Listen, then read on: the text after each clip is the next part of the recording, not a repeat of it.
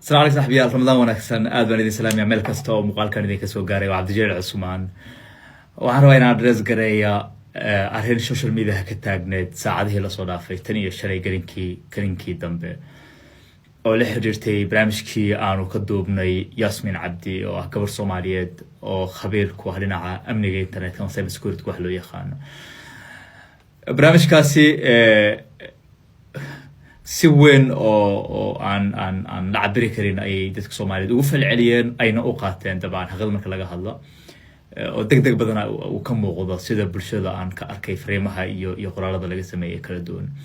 Yasmin 40 bilood la soo dhaafay waxaanu diirad ku dadaalayna inaanu helno oo aan la kulano oo aan barnaamijkan ka duubno ugu dambeyntii bishan 2 toddobaad ka hor ayaanu barnaamijkaas kaga qabanay waxay joogtaa Mareykanka oo aan barnaamijkaas kaga duubnay mana wada joogna Ingiriiska ayaan joogay idana Mareykanka ay joogtaa marka laba qof oo horta meel wada joogo maanan ahayn kadib bilooyin jadwalada iyo waqtiga aanu la garan lahayn ugu dambeyntii waxaan la garanay in barnaamijkaasi aanu bishan qabana anu Cabdi lahaan waxaan mudnaanta koowaad siinay waxay ahayd in barnaamijkaasi uu noqdo barnaamij wax ku celiya bulshada Soomaaliyeed gaar ahaan dhalinyarada Soomaaliyeed teknolojiyada jecel hadii ay joog lahayn dalkii hooyo iyo hadii ay joog lahayn qurbahan dadka dhalinyarada joogto ugu badan waxay u baahan yihiin dad haga oo u sheega wadada ay mareen iyo safarkooda iyo nolosha halkii ay wax ka bilaabeen Yasminna waa gabar successful ah oo Soomaaliyeed oo aan ixtiraam badan u haynaga Cabdi Jaliil ahaan xaqi marka laga soo tago ixtiraamka aan dumarka Soomaaliyeed waxay Yasmin maadaama ay gabar Soomaaliyeed ay wax baratay dunidan horumarta la qabsay tahay I have huge respect for her sida ayagoo ayaan barnaamij ka duubnay waan ka duubay 2 isbuuc ka hore barnaamijka aniga xaqada marka laga hadlo wax dhibaato aan u arkay ma lahan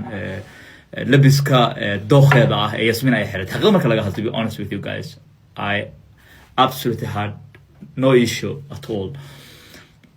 barnaamij markaan edit gareey aan sii daynay labada anaga waan ku faraxsaneen anigu markaas waxaan diirada saaray waxay mudnaanta koowaad waxay ahaayeen waxa ay ahayd barnaamij qiimo badan oo lifetime opportunity ayaan u soo helay dhalinyarada Soomaaliyeed dalkii iyo dibadda laakiin sidoo markaa barnaamijka sii daynay sawirradii hordhaca ay haysiintii ayaa waxa ka dhashay backlash fara badan oo anigana saameyn igu leh Yasmin saameyn kulay labada anaga na saameeyay xaqada marka laga hadlo anigu marka laga soo tago brandkayga iyo saameynta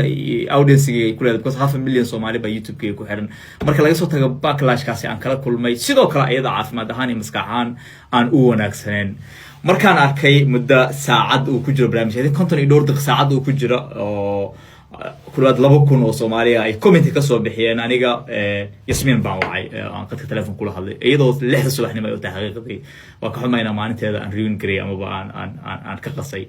6 subaxnimo ay ahayd markaas ay soo toos I was the first person la hadla telefoon kula hadlay Yasmin waxa uu sheegay walaal barnaamijkii backlash kan ayaanu kala kulmayna feedback kan ayaa ka soo baxday waa negative feedback anigana way saameynaysaa adna way ku saameynaysaa maxaanu ka yeelnaa waynaan joojinaa barnaamijkii anigu waxaan ku telefoonka waxaan ku jirnay inaan go'aan ku gaarnay inaan barnaamijkii hakina for the time being horta bal inta aan wax kala la eegin iyo meel wada kala aan loo marin barnaamijkii joojina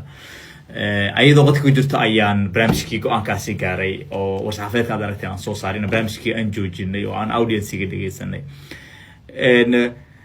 Yasmin marka waxay intaasi ka dambeeyay xaaladii cirka bay sii gashay oo dadkii Soomaaliyeed arrintii out of context bay ka dhigeen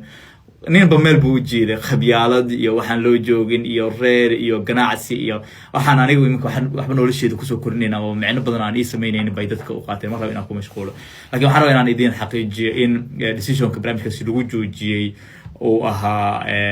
decision wada jir ah oo aan Yasmin ka talageliyay aanan ahayn mid aan iyada ku xadgudbay aan ku dulmiga dabcan wax fiican ma ahan diinteena waa inaga waan isma raba inaan gabar Soomaaliyeed oo aan ixtiraam intaas leeg u haay aan dulmiyo shaqo ay taalo ma ahan qof noocaas ah ma yihi barnaamijka sida ayaan ku joojinay maana kan sanay barnaamijka dabcan 10 nooc kale ayaan u soo gudbin karnaa barnaamijkaas dib baan u duubi karnaa hadii waqtigu noo saamaxa isagoo audio baan sii deyn karnaa isaga laftirkiis baan ka tashan karnaa qaabka uu sii deyn this money ways just clear waa barnaamijkii waan post kareen ama dib baan u dhignay postpone baan ku sameeynay halkaas ay sheekada taagan laakiin context baa laga qaaday saaxiibayaal oo dhibaato fara badan ayaa aan la geystay gabadhii Soomaaliyeedna loo geystay oo wax aad looga fiican iyadoo bil barakeysan lagu jiro in xaaladda ay halkaas gaarto waxaan rabaa inaan halkan ka xaqiijiyo in aan marna diyaar u ahayn inaan ku xadgudbo gabadha Soomaali dadka dhahay labiska dad badan baa waxaan arkay oo markii hore soo xiray muxuu dhihi waayay labis noocaas ah Yasmin Mareykanka joogta aan Ingiriiska ayaan joogaa laba wadan ayaan kala joognaa isku waqti ma nihin qof muhiim ah oo 4 bilood aan raadinayay inaan ballan ka qabsado oo aan helayna nooc dhar soo xiranay uma sheegi karaan xaqna ugu maleeyin dhar noocaas soo xira aan dhaha waxtaasna waa inay fahmaan daawadayaasha iyo dadka ugu xiran iyo dadka dabcan ka careysan labada dhinacba I have absolutely no rights in aan qofka aan u dictate garay sidoo labisanaay iyo sidoo ekaanay xaqiiqadii ma ahan arrin ay taala aniga Cabdi Jaliil ahaan mana ku qasbi kara amin wax fiican way ahayd obviously inaan u sheego markaas ayada anigu priority waxay ahaa sidee ayaad Yasmin ku soo fariisaa channelka Cabdi Jaliil show isla markaana dhalinyarada Soomaaliyeed dal iyo dibadba ay wax ugu celisaa that's all wax kale oo agenda ah oo aan kala hayn barnaamijka intaas ka baxsan ma lahayn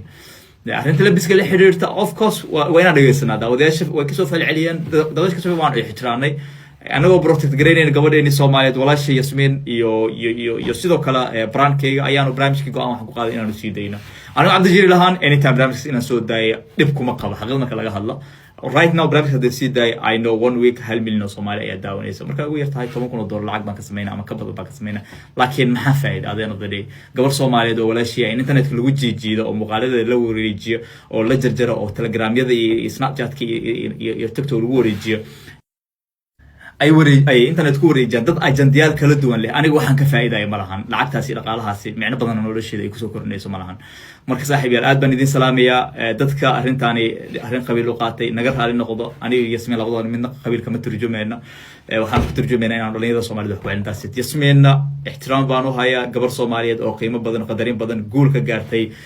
dunida digitalka iyo teknolojiyada caalamka oo ixtiraamkeeda iyo booskeeda aan markaas yaqiinsanahay waaye Cabdi Jaliil show community ku xiran sidoo kale ixtiraam baan u hayaa saaxiibeen hadii aamintaan oo igu soo biirtaan sidoo kale ixtiraamkiina waan ogahay waan idin dhageysanaya sidoo kale marka arrintaas ay jirta saaxiibayaal wax personal ma jira dadkii soo aflagaaday dadka anigu waxyaabaha evilka igu soo dhahay cafis baad digteen bil Ramadan baa lagu jira laakiin inaad fahantaan baan u baahanahay arrintaas sidaas tahay aad baan idin salaamaya saaxiibayaal wixii kale ka soo kordhay barnaamijkan iyo sida aan u qaadan doono waxa mustaqbalka noo banaan oo aniga Yasmin iyo teamkayga aan ka tashan doono laakiin waxaan rabaa inaan idin xaqiijiyo in Yasmin aan dulminin aan diyaar u ahayn gabar Soomaaliyeed iyo qof kasto Soomaaliyeed aan u gafo platformka Cabdi Jaliil showna waxa si kama durjum hadii aad rabto Yasmin aan qabiil ku difaacada ama qabiil ku attack gareysana there's no room for that waxa anigu xagaas wax iga kama banaan mala halkan Cabdi Jaliil show iyo community ku xiran shaqo taalana ma ahan marka aad u mahadsantahay saaxiibayaal ahob inaad fahanteen aniga waxa iiga muhiimsan views-ka iyo waxaan video-gan ka helay inaan walaashii Yasmin protect garay taas priority-gayga waqti xaadirkan marka ahob inaad fahanteen saaxiibayaal aad baan idin salaamayaa guuleysana calaykum waraxmatullahi wabarakaatuh